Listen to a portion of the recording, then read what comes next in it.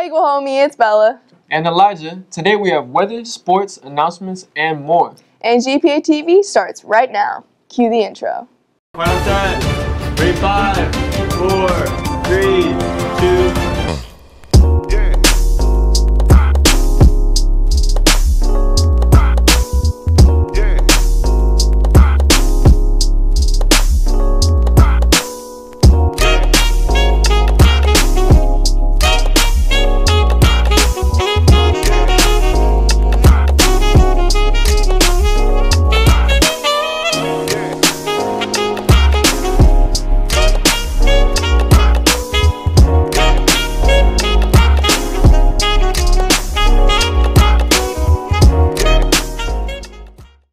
I'm Sunny, and I just wanted to let everyone know that there's a blood drive going on Friday, February 22nd in the gym from 8 to 2. If you are 16 years old, I implore you that you can donate. You get a free t-shirt and some snacks, and you save some lives.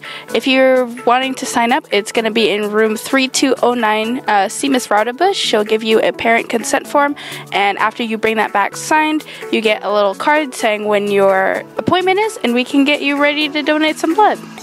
Thank you. Attention high school students. If you are an upperclassman in the IB looking for CAS opportunities, tutoring middle schoolers after school may be a viable option. If you're interested or want more information, contact Joey Clow. Now let's watch a news story on surveillance by Pablo Hernandez. The 21st century has seen multiple advancements in technology. Almost everything has gone digital in order to make life much more efficient. One can do almost anything with only their phone or computer. Although, with these technological advancements have come dangers. Dangers that seem straight out of some dystopian story. It is the world of domestic surveillance, in which someone could be watching at any time.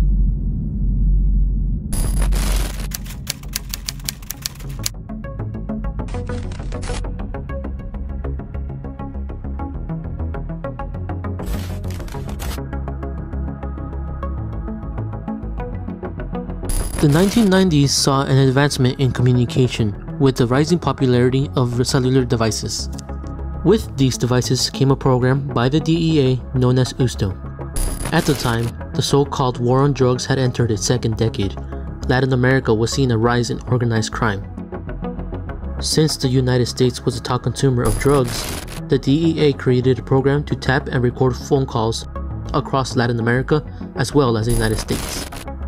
It didn't matter whether someone was a perfect citizen or a violent criminal. All phone calls were recorded. These surveillance techniques led to the inspiration for the creation of PRISM 10 years later. After the September 11 attacks and the declaration of war against terror, the Bush administration introduced the Patriot Act. Barbara, what's in this new anti-terrorism bill that would presumably help investigators get to the bottom of all this? I'm going to instruct law enforcement how to use these new powers. Some of them are being able to trace email messages from place to place, making it easier to surveil people for terrorist purposes, for intelligence purposes. As well as the NSA's creation of the PRISM program. The PRISM program expanded domestic surveillance with the ability to collect all online activity. This means any message, picture, video, online search, or post that anyone has made has been recorded and collected. Laptop and phone cameras as well as microphones have become vulnerable to these programs. Both USTO and PRISM also do not require a warrant, which means everyone can be targeted by them. They were also secrets until the secret was blown wide open by former NSA specialist Edward Snowden.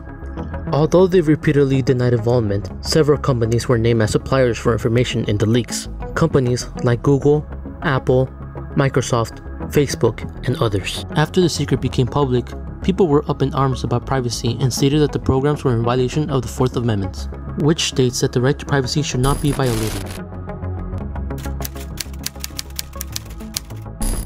Others came out and supported the programs, calling it a necessity in the age of terrorism. These programs allow the government to stop potential terrorists and other national threats from committing crimes.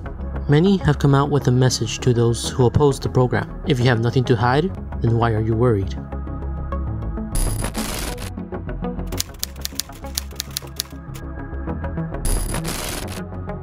Like many times before, the issue died out, allowing for the continued existence of Usto in prison. Although, as time has passed, more details have been revealed about the extent of domestic surveillance, including the reveal of the formerly secret X-Keyscore system, which serves as a search engine for any keywords that they may be looking for.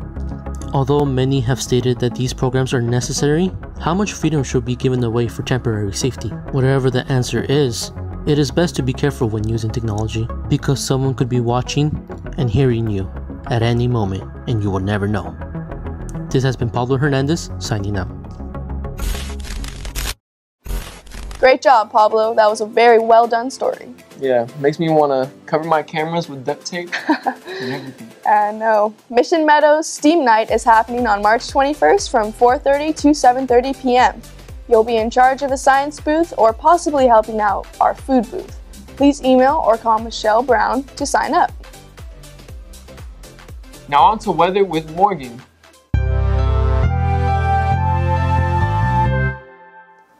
Hey Guahomie, I'm Morgan with your weekly weather. This week will stay in the low 60s and the high 50s range with a chance of rain today through Sunday. A midweek storm that has hit California poses danger of flooding, mudslides, erosion, power outages, and avalanches, mostly in the northern to central parts of California. This has been Morgan with your weekly weather. Now back to the studio. Great job, Morgan. I always love watching your weather news reports. Now let's watch sports with Nick.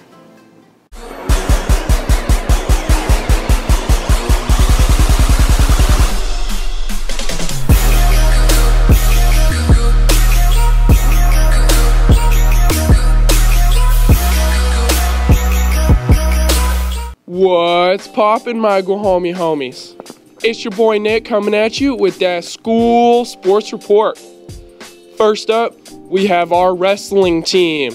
We had CIF this weekend and came away with 2 CIF champions. Austin Chacon at the 154 weight class and myself at the 184 weight class. We also have Brandon Raymer coming in 3rd. All of us will be moving on to the Masters tournament this weekend at San Marcos High School. Wish us luck. Attention 9th through 11th graders at Guahomie.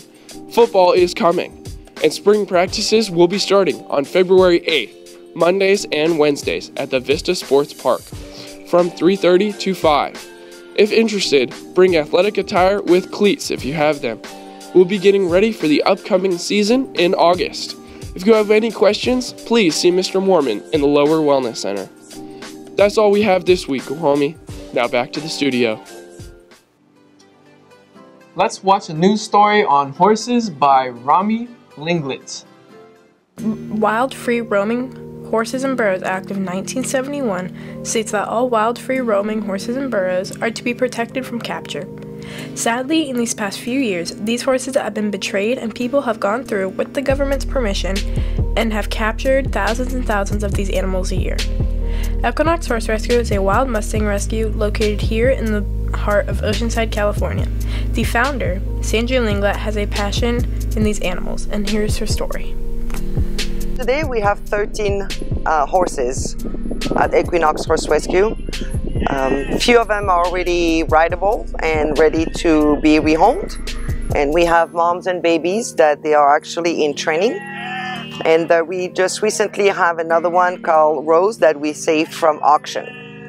The most satisfying part about their having a rescue is to be able to get those Mustangs totally wild, being able to gentle them, train them, and rehome them. And they have a beautiful life versus staying in the BLM facilities. The hardest part of running a rescue is to have enough funds to be able to provide enough hay, vaccines, medicals, farrier, and to find the right person about the Mustangs to be able to rehome them.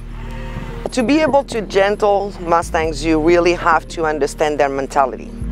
The body language, it's a lot of observation because each one of them, depending on where they're from, they are more, the wild in them is more implanted than others.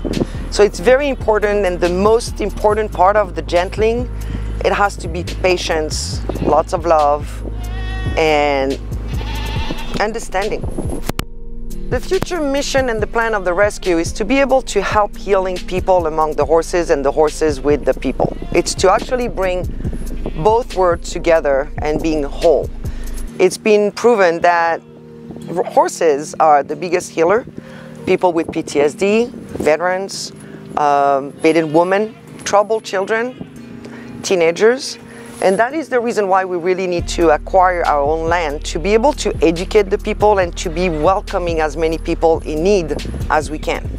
Horses are the biggest healer, and it's a reflection of your own soul. My name is Sandrine Langley, and I'm the founder and president of Equinox Horse Rescue. As you can see, Equinox Horse Rescue has made it a priority to save these animals one by one. If you ever see a horse with the white brand on the left side of their neck, just know that their freedom and dignity was taken away. This has been Romy Lingley reporting for GPATV. Mustangs are truly beautiful creatures, and they definitely deserve to be saved. Yep, they really are Yeah, majestic. that was a great story, Romy. And now on to pep rally highlights.